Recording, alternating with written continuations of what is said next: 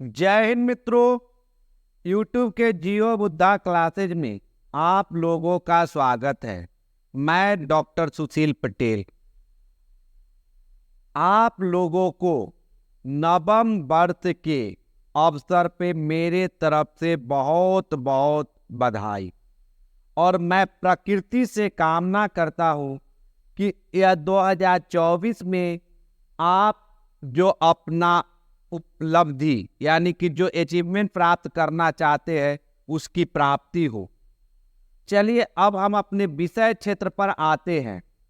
तो आज जो हम चर्चा करने जा रहे हैं, पृथ्वी के ऊपर जो देखते हैं जो परमानेंट विंड यानी जिसको ग्रही पवन परमानेंट विंड कहते हैं,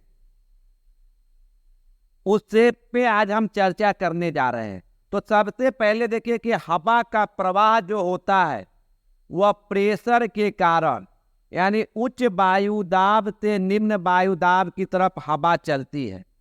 और पूरे पृथ्वी पे अगर आप वायुदाब पेटी की चर्चा करते हैं तो पूरे पृथ्वी पे 7 वायुदाब पेटी पाई जाती है।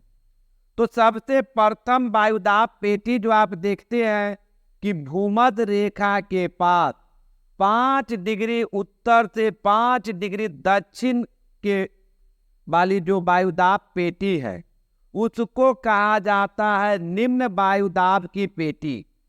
अब भूमध्य रेखा से हम उत्तर के तरफ या दक्षिण के तरफ जब हम 30 से 35 डिग्री अक्षांश वृत्त के पास जाते हैं तो वहां जो एक वायुदाब पेटी की उत्पत्ति होती है जिसको कहते हैं उष्णकटिबंधीय उच्च वायुदाब की पेटी। यही उष्णकटिबंधीय उच्च वायुदाब की पेटी को अश्व अक्षांश भी कहा जाता है।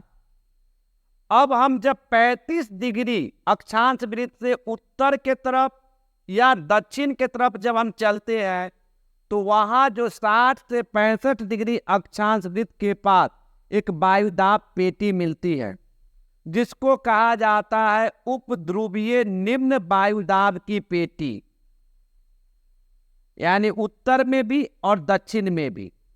अब हम जब 65 डिग्री अक्षांश वृत्त से जब ध्रुव के पास जाते हैं तो वहां मिलती है उच्च वायुदाब की पेटी। इस प्रकार आपने देखा कि भूमध्य रेखा से 3 वायुदाब पेटी उत्तर में है और 3 वायुदाब पेटी दक्षिण में है और एक जो भूमध्य रेखा के पास वायुदाब पेटी है। तो कुल मिलाकर 7 वायुदाब पेटी की उत्पत्ति हुई। अब चलिए इस 7 वायुदाब पेटी से जो परमानेंट विंड यानी ग्रहीय पवन की उत्पत्ति होती है अब उसको देखिए, समझिए। तो सबसे पहले देखिए कि उपोष्ण कटिबंधीय उच्च वायुदाब पेटी के देखते हैं। तो उत्तरी गोलार्ध में जो उपोष्ण कटिबंधीय उच्च वायुदाब की पेटी से जब हवा निम्न वायुदाब यानी ध्रुवीय निम्न वायुदाब पेटी के तरफ जब चलती है, यानी इसको कह सकते हैं सतह के ऊपर जो मतलब क्षैतिज रूप में जो प्रवाहित होती है, तो यह जो होता है खास करके उष्णकटिबंधीय क्षेत्र में, और उष्णकटिबंधीय क्षेत्र के उत्तरी गोलार्ध में हो रही है। तो उस पवन का दिशा होता है उत्तरी गोलार्ध में उत्तर पूर्व से दक्षिण पश्चिम के तरफ होती है और इस पवन को कहा जाता है व्यापारिक पवन।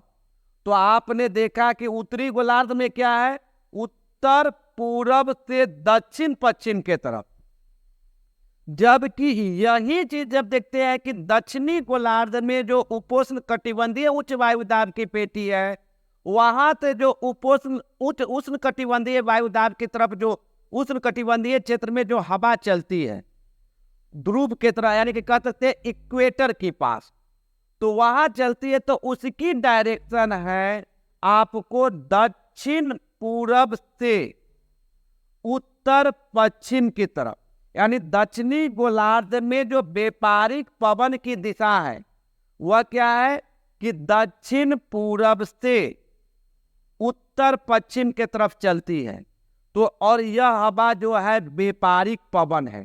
तो अगर आपसे पूछा जाए कि उष्णकटिबंधीय क्षेत्र में उपध्रुवीय उच्च वायुदाब से भूमध्य रेखीय निम्न वायुदाब की तरफ चलने वाली ग्रहीय पवन को किस नाम से जानते हैं? तो आप कह सकते हैं कि यह क्या है? व्यापारिक पवन है। अब दूसरा देखिए कि क्या है कि उपोष्ण कटिबंधीय उच्च वायुदाब पेटी से जो उपध्रुवीय निम्न वायुदाब पेटी के तरफ हवा प्रवाहित होती है, उस पवन को कहते हैं पछुआ पवन। अब उत्तरी गोलार्ध में जो देखते हैं कि उष्ण कटिबंधीय उच्च वायुदाब पेटी के तरफ से जो उपध्रुवीय निम्न वायुदाब पेटी की तरफ चलती है, तो उसका दिशा होता है दक्षिण पश्चिम से उत्तर पूरब की तरफ। यानी आपने देखा कि उत्तरी गोलार्ध में जो है कि पछुआ पवन की दिशा होती है दक्षिण पश्चिम से उत्तर पूरब की तरफ। ठीक, अब हम चलते हैं दक्षिणी गोलार्ध में जो देखते हैं कि उपोष्ण कटिबंधीय उच्च वायुदाब की पेटी से जो उपध्रुवीय निम्न वायुदाब पेटी के तरफ जो परमानेंट विंड चलती है, उस पछुआ पवन, तो उसकी डायरेक्शन जो होती है क्या होता है? उत्तर पश्चिम से दक्षिण पूरब की तरफ होती है। तो इस प्रकार से आपने देखा कि दक्षिणी गोलार्ध में उसकी डायरेक्शन होती है क्या? उत्तर पश्चिम से दक्षिण पूरब की तरफ होती है। तीसरा जो देखते हैं कि पवन जो होती है कि उप ध्रुवीय पवन यानी पोलर विंड होता है। पोलर विंड जो देखते हैं कि क्या होता है कि यह शीत कटिबंध में चलती है, यानी कि ध्रुव से चलती है उपध्रुवीय निम्न वायुदाब पेटी के तरफ। तो इसकी डायरेक्शन उत्तरी गोलार्ध में होता है उत्तर पूरब से दक्षिण पश्चिम के तरफ, जबकि दक्षिणी गोलार्ध में होती है दक्षिण पूरब से उत्तर पश्चिम की तरफ। और इस पवन को कहा जाता है ध्रुवीय पवन।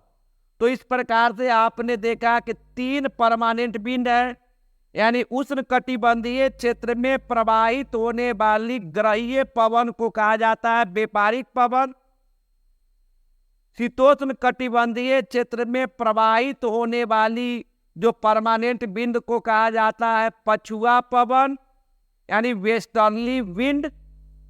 और तीसरा जो देखते हैं कि आपको उपध्रुवीय निम्न वायुदाब से यानी पोलर रीजन के तरह जो क्षेत्र होती है, यानी ध्रुवीय क्षेत्र जो कहते हैं, यानी जिसको कहते हैं शीत कटिबंध। तो शीत कटिबंध में प्रवाहित होने वाली जो हवा होती है उसको कहा जाता है ध्रुवीय पवन। अब सबसे महत्वपूर्ण आती है कि इसमें बहुत सारे एग्जाम में जो क्वेश्चन पूछा जाता है तो पछुआ पवन से पूछा जाता है। तो आप जानते हैं कि पूरे ग्लोब पर अगर आप नजर दौड़ाते हैं तो उत्तरी गोलार्ध में जो देखते हैं स्थल और सागर का क्षेत्र पाई जाती है, जबकि दक्षिणी गोलार्ध में जब आप जाइएगा तो वहां आपको सागर ही अधिक दिखाई पड़ती है, स्थल का अभाव पाया जाता है। और जब ये सामान्य प्रवृत्ति वाली जो वायु होती है तो उसका अपना एक अलग ही दिशा होती है। तो जब यह उपध्रुवीय क्षेत्र जैसे देखते हैं कि यानी कि क्या है कि शीत कटिबंध में चलने वाली दक्षिणी गोलार्ध की जो पछुआ पवन है, तो यह चलती किधर से है? 30 से 35 डिग्री अक्षांश वृत्त पर।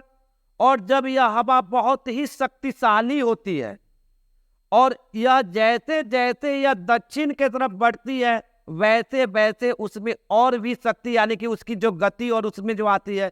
तो सबसे पहले देखिए जब यह जो व्यापारिक पवन 35 डिग्री अक्षांश वृत्त से चलती है और इसकी डायरेक्शन होती है क्या? देखते हैं कि उत्तरी दक्षिणी गोलार्ध में है तो दक्षिण पश्चिम से किधर चल रही है? उत्तर पूरब की तरफ। दक्षिण पश्चिम से चल रही उत्तर पश्चिम से चल रही है दक्षिण पूरब की तरफ।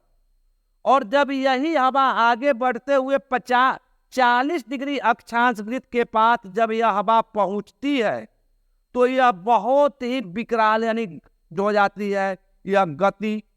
जिसके कारण इस हवा का नाम जो रखा गया है वह गरजती चालीसा कहा जाता है। यानी 40 डिग्री अक्षांश वृत्त पर चलने वाली पछुआ पवन को गरजती चालीसा कहा गया है। जब यही पवन आगे बढ़ते हुए 50 डिग्री दक्षिणी अक्षांश वृत्त के पास जब पहुंचती है तो इस पवन को कहा जाता है दहाड़ता पचासा।